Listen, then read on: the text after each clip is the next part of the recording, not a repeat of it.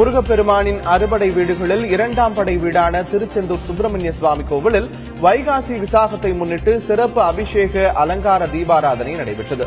பின்னர் வசந்த மண்டபத்தில் வள்ளி தெய்வானையுடன் சுவாமி ஜெயந்திநாதர் எழுந்தருளினார்.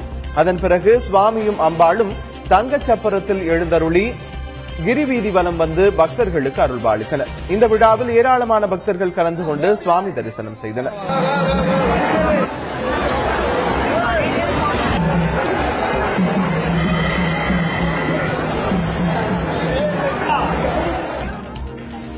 நெல்லை மாவட்டம் வள்ளியூர் முருகன் கோவிலில் நடைபெற்ற வைகாசி விசாக திருவிழாவில் ஏராளமான பக்தர்கள் கலந்து கொண்டனர்.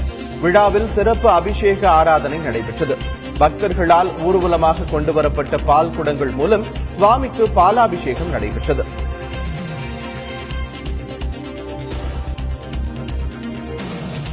கும்பகோணம் சக்கரபாணி திருக்கோவிலில் தெப்ப உற்சவ விழா விமர்சையாக நடைபெற்றது.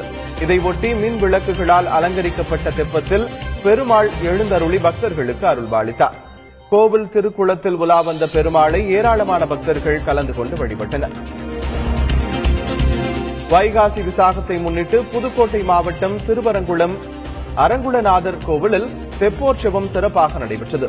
கோவில் திருக்குளத்தில் அலங்கரிக்கப்பட்ட தெப்பத்தில் பெரிய நாயகி அம்பாளுடன் அரங்குளநாதர் எழுந்தருளி 4 குளக்கரையையும் சுற்றி வந்தார்.